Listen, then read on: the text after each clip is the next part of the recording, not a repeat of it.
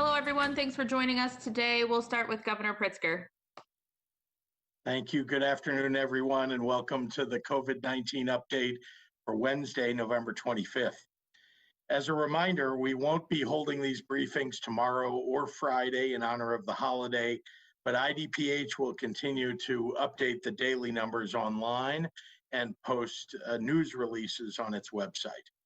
Although Thanksgiving looks a little different than last year, I do hope everyone will still share special time with their loved ones who live elsewhere and do it by FaceTime or Zoom or whatever communication method you may choose. And I want to wish you and yours a healthy and safe Thanksgiving holiday. I'll kick it off today with a fiscal update regarding our state's finances. As you may know, there have been two distinct negative effects on state government finances since the start of the coronavirus pandemic. The first is the state's need to provide protections to the public in the form of goods, like PPE distribution to first responders so they won't get sick doing their jobs, and ventilators for those who are gravely ill with the virus so that we can keep them alive, and supports for small businesses so that they can keep their doors open, and rental assistance programs for people who have lost some or all of their income because of the economic effects of the virus. Those are just a few examples of the unusual expenditures that are directly caused by the pandemic. The federal government provided an initial program called the CARES Act that gave direct funds to states and local governments to partially reimburse us for those specific kinds of pandemic-related expenses. The second negative effect of the coronavirus pandemic has been a massive loss of tax revenue to state and local governments in Illinois because of the virus. The funds that support our normal state expenditures, like schools, roads, police, social services, and healthcare, that's what's been lost. Like many other states, Illinois has suffered job losses due to the virus, fewer purchases of goods, and the complete shutdown of our travel and tourism industry, all of which have negatively impacted state revenues across the board. The COVID-related loss of tax revenue to the state has cost us more than $5 billion. But despite great need across the nation, there's been no federal reimbursement program for these pandemic-related losses to state and local governments, at least not yet. Every state suffered revenue losses just like Illinois. For months now, I have worked with governors of both parties and spoken countless times with members of Congress and the U.S. Senate to aggressively advocate for direct federal aid for state and local governments who have lost billions of dollars in revenue due to COVID-19. But while we wait for the Congress to act, and even without their support, governors must also work with the tools that we have to cover the COVID-related loss of revenue so that we can balance our budgets and support our residents in this time of great need.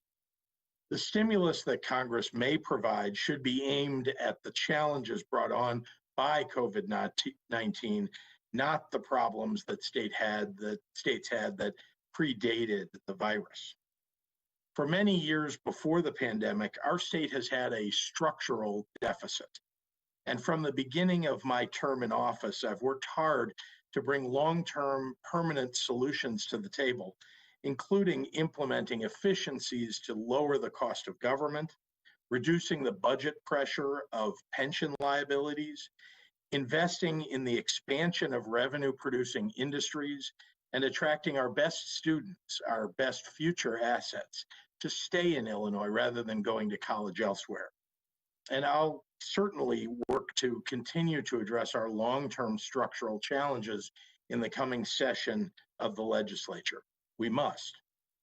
Addressing Illinois' long-term fiscal challenges that existed when I became governor will continue to be among my very top priorities. But today I want to tell you about a portion of how we will address the short-term COVID-related fiscal issues that we face. The president-elect and the U.S. House of Representatives have pledged to provide state and local stimulus funding to assist us with the short-term deficits that COVID has created across the nation.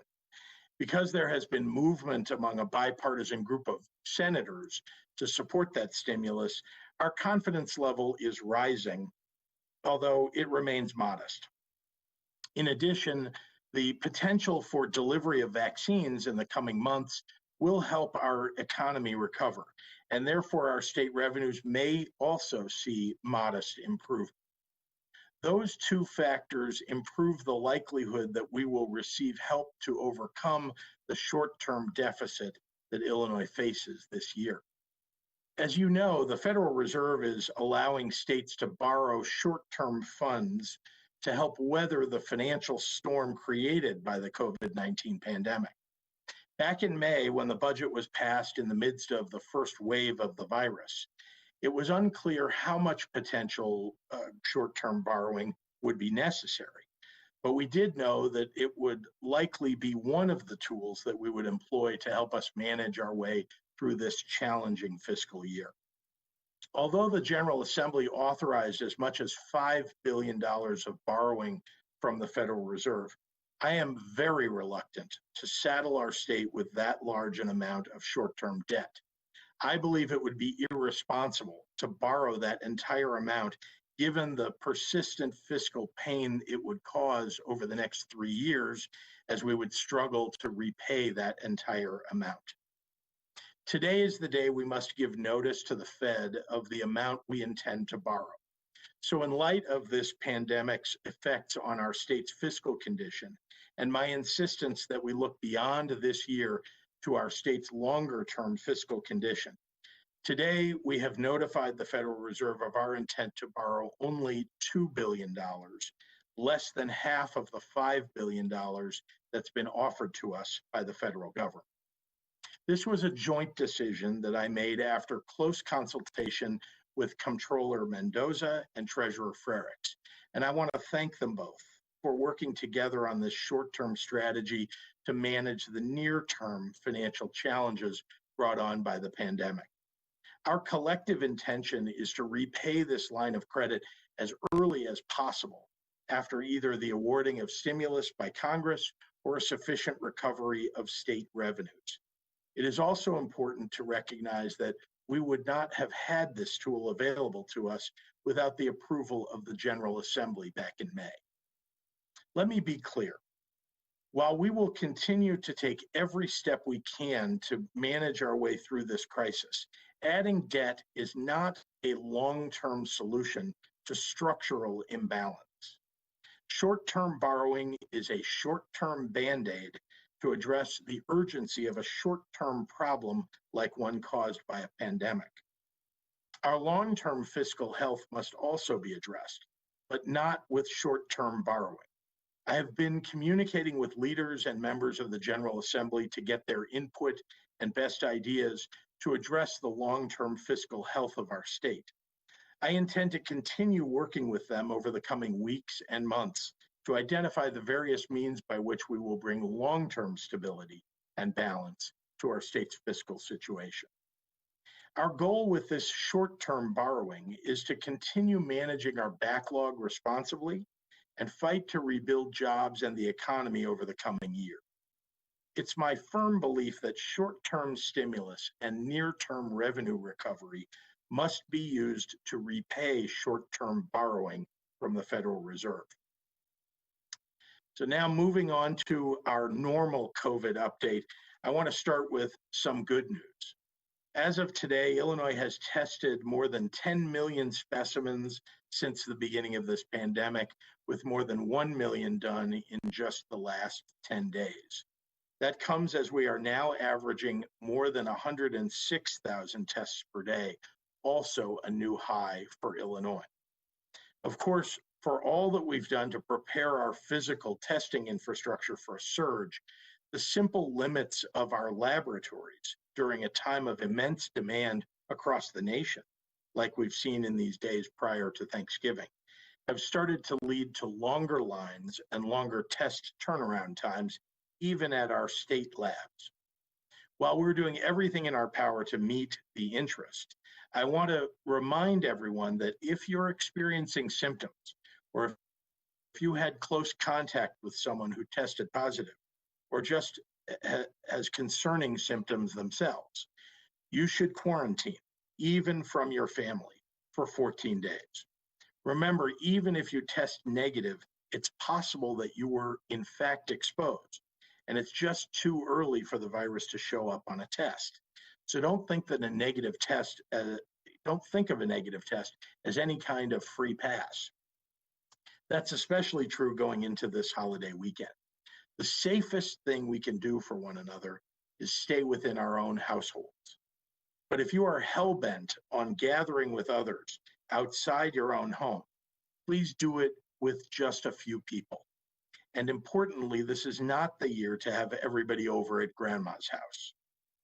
I know this isn't what anybody wants to hear, but we also know that this crisis may come to an end in just a few months.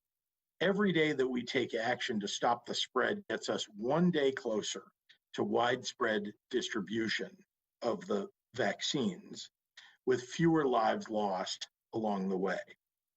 Just as importantly, every day we throw caution to the wind, even if it's a holiday, is a day we backtrack on any progress that we've made for our healthcare workers, many of whom don't get to see their families on holidays in normal times. People like Becky Walfeld, the registered nurse clinical lead at Unity Point Health's ICU in Peoria. Becky has been a leader in setting up a new COVID care ICU at UPH Methodist, sitting at the bedside of sick patients with technology so they can communicate with their loved ones at a distance. Or Terry Lamar, an infection prevention and employee health nurse at Touchette Regional Hospital in Metro East.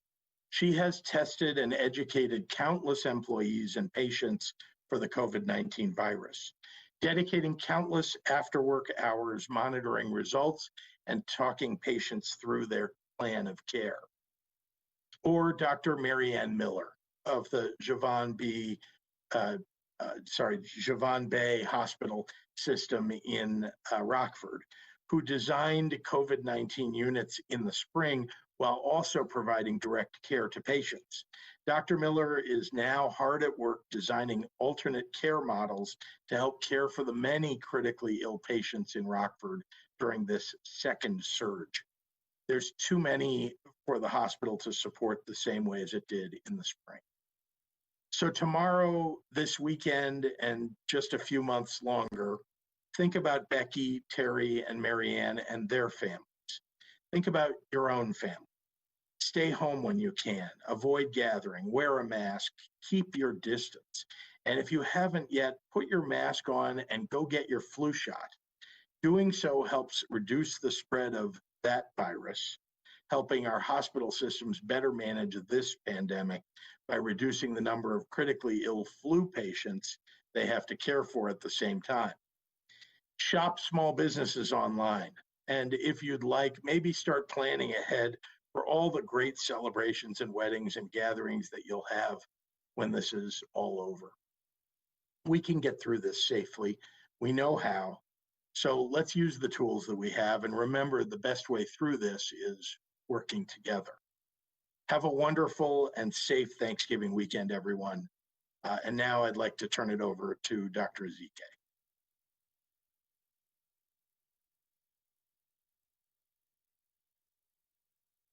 Thank you, Governor. And I just want to share that among the things that I'm most thankful for, Governor, is your steadfast leadership through one of the most trying times of our lives. So thank you.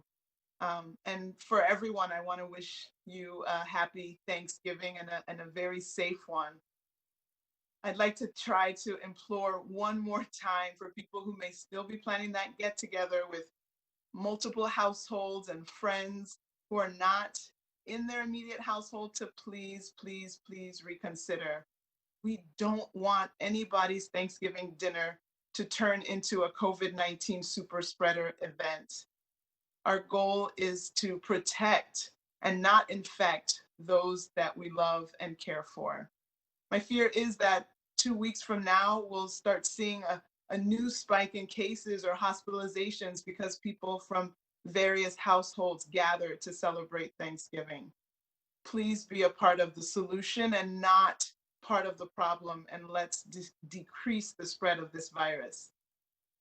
Since yesterday, 11,378 new cases of COVID-19 were reported for a total of 685,467 cases in Illinois. Unfortunately, it was reported that 155 additional lives were lost for a total of 11,832 deaths just here in the state of Illinois. These are our mothers and our brothers and our sisters and our grandparents and so many loved ones who aren't going to be with us at the Thanksgiving table or any future holiday.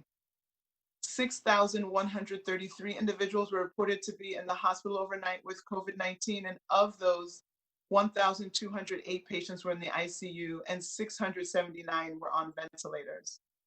In the last 24 hours, more than 114,000 tests have been reported, for a total of more than 10.1 million tests in the state of Illinois. And speaking of testing, if you do gather for the Thanksgiving holiday, remember to get tested afterwards. You can't test out of quarantine if you think you've been exposed, but please know that you can find a list of testing locations on our website, including the 11 community-based testing sites where anyone can get tested at absolutely no cost to you directly. Our testing sites are open on Friday, but of course, remember that you have to wait at least a minimum of 7 days after you think you may have been exposed to get tested. And as the governor said, if you're thinking of shopping, if you're shopping on Black Friday, don't forget your local stores and see if you can shop them online. And you can purchase gift certificates from your favorite stores and give it as a gift to be used in the coming year. While it will look different and perhaps not at all how we want, let's try to make this upcoming holiday season one of cheer and not one of fear for more COVID-19 illnesses and lives lost that could have been prevented. Have a safe, blessed, and happy Thanksgiving. And as always, wear your mask, watch your distance, and wash your hands. And of course, also get your flu shot. Thank you. Buenas tardes a todos. Antes de mañana, quiero mandar un feliz Día de Acción de Gracias a todos. También me gustaría pedir una vez más que las personas que todavía estén planeando juntarse con amigos y familiares que no viven en su casa, por favor no lo hagan. No queremos que las cenas de acción de gracias se conviertan en brotes de COVID-19. Adentro de una semana o 2 semanas, vamos a empezar a ver un aumento adicional en los casos, gente en el hospital y las muertes, porque personas de varias casas se juntaron para celebrar el Día de Acción de Gracias. Por favor, sea parte de la solución y no parte del problema. Y ayúdenos a frenar la propagación de este virus mortal. Desde ayer se han reportado 11,378 nuevos casos de COVID-19 para un total de más de 685,000 casos en Illinois. Esto incluye 155 vidas perdidas en las últimas 24 horas para un total de más de 11,800 muertes solo aquí en Illinois. Estos son madres y hermanos y hermanas y padres y abuelos y otros familiares que no se unirán a nosotros en la mesa de acción de gracias. 6,133 personas pasaron la noche en el hospital con COVID-19. De ellos, 1,208 pacientes estaban en la unidad de cuidados intensivos y 679 pacientes estaban en ventiladores. En las últimas 24 horas se han reportado más de 114,000 pruebas fueron hechas para un total de más de 10.1 millones de pruebas aquí en Illinois. Hablando de pruebas, si se reunirse para el Día de Acción de Gracias, tómese un tiempo después para hacerse la prueba de COVID-19. Puede encontrar una lista de sitios de pruebas en nuestro sitio web. La gente debe esperar 5 a 7 días después de que crea que ha estado expuesta para hacerse la prueba. Los sitios de pruebas estatales estarán abiertos el viernes. Y si está pensando en comprar el Black Friday, le recomendamos que compre en las tiendas locales por internet. También puede comprar un certificado de regalo en una de sus tiendas favoritas y dárselo como regalo para usarlo el próximo año. Sí, los días festivos se verán diferente y tal vez no será como queremos este año, pero tenemos que hacer lo más que podemos para salir adelante contra este virus. Tengo un feliz día de Acción de Gracias y como siempre, sigan los 3 M's. Usan su máscara, mantenga su distancia y lávese las manos. Y también vacúnese contra la influenza. Muchísimas gracias para su apoyo. And with that, I will turn it back over to Governor Pritzker. All right, we'll start with some questions from reporters. We'll start with Greg Bishop at the Center Square. With the revelations from the public hearings on LaSalle, wouldn't it be beneficial for more public hearings and scrutiny on other COVID-19 issues? Wouldn't such hearings help save lives? Well, the legislature is absolutely free to hold hearings. I think they have been holding hearings, and I look forward to the recommendations that come out of that. Jim Haggerty at the Rockford Advocate. Governor, you said you hoped to lift Tier 3 restrictions before the December holidays. Do 2 incubation periods give you sufficient time to gauge whether that will be possible, or should Illinoisans prepare to be under restrictions through December? Well, this is all going to be dependent upon whether people are following the mitigations. My hope, my goal was sooner is better than later, of course, for us to get out of Tier 3 resurgence mitigations. But it will, again, be dependent upon metrics, not a time frame. We've set out the metrics for reducing mitigations on a regional basis from Tier 3 to Tier 2, Tier 2 to Tier 1, and then back to the Phase 4 mitigations that were in place before we went to this regional plan. Eric at ABC7, wishing you all a safe holiday. If people go against the guidance and travel and mix households, should they plan on getting tested next week, and when? And also, how is the state preparing for what will likely be a huge testing demand after Thanksgiving?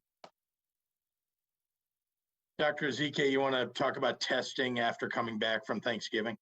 Sure. So we know that it can take up to 14 days to show the signs of infection if you actually got infected. But most people will show a positive test if they're going to at day 7. So we would like people to wait at least a week. Obviously, if you develop symptoms before then, please test immediately. And in the meantime, always wear your mask and try to keep distance if you know that you've been in a high-risk setting, and if you know you potentially could come in contact with others, please take the precautions even before you get a test result, while you're waiting to get that test and get the results. And Eric, just to answer the other part of your question, we're always working to expand testing. So when you say, how are you preparing for a surge of demand? I just want to be clear. If I could double or triple the number of tests that could be done and could run through the labs that are available to us in a short time frame so you can get an answer quickly, I would do that today. I would make that available to everyone. And so every day you've seen that we've been trying to move the numbers of tests available to people up and up and up. We've got these antigen tests that are adding on top of it. We're working to expand saliva test availability and, of course, the basic PCR tests. Joel at the Daily Line, given the results of the fair tax, would the governor consider putting the issue on the ballot in future years, or did the voters send a strong message that they want the state to take a different approach? Well, that's not something I'm considering right now, but you know that I really do believe that a graduated income tax system is much fairer for the middle class, for the working class, and frankly, it's important for us to work to make our tax system more fair in every way that we can. The fair tax would have been the best way to do that, but look, there were billionaires and well-heeled Republicans and basically universally the Republican Party that opposed giving a tax break to the middle class and those striving to get there, and opposed taxing the wealthiest people in our state a little bit more. So, here we are in the situation of having to find other avenues to balance our budget and to meet the demands of a structural deficit for our state. But we'll get there. It just won't be, frankly, as fair as if we had been able to pass the fair tax. Dan Petrella at the Tribune has a question for Dr. Ezike. What will you be watching for as the first indication of a possible post-Thanksgiving surge? Right. So that's a great question, Dan. So again, the first thing that will happen will be the number of cases will increase. You obviously have to have a positive case before you get people who end up in the hospital, before you have people, that end up on ventilators or unfortunately pass on. So following in the week or two following Thanksgiving, if we start to see an increase in the number of cases, that will be a sign that maybe there was some spreading at the Thanksgiving holiday. Patrick at the Illinois, COGFA reports that income tax revenues are actually up so far this year, yet the budget still has a $4 billion hole. There are some legislative Democrats who say they expect you to push forward a tax increase in the lame duck session. Is that your plan? I think I've been pretty transparent with where we are right now, which is we're going to have to start with looking at cuts to state government. And I think, to get where we need to go, some of those cuts are going to have to be relatively painful. I have met with the leaders. I have consulted with members of the General Assembly to get their best ideas about what it is that we can cut. Look, I brought a lot of efficiencies to state government since becoming governor. We've expanded our software, our ERP system, to cover 95% of all of the agencies of state government. Before I came in office, we weren't even close. That ERP system allows us to bring efficiencies going forward. So that's some of what we've done. We've made cuts internally across state government, but there's much more that needs to be done. And so I'm looking for those best ideas from people on both sides of the aisle. These will be our final questions. We don't have anything else in the portal, but Jerry at Capital News Illinois, Nick at Bloomberg, and Petrella at the Tribune all are asking, is the $2 billion in borrowing in addition to the $1.2 billion from the MLF in the previous fiscal year? And has there been any repayment of that $1.2 billion? The $1.2 billion is from the prior fiscal year. You're correct in that. And we have not repaid the $1.2 billion. But as I say, we're in the borrowing this year. We're going to be able to at least cover the short-term losses, from COVID-19. We still have much more work to do, as I've said, to balance the budget, and I'm looking to the legislature to help us do that. But essentially, the last year's borrowing was to cover the losses in the last quarter of last fiscal year. The pandemic started, as you know, really in February, and really began to hit our economy significantly in our revenue in March. So that's from that period of time. And this $2 billion is really to try to cover a portion of the losses from this fiscal year.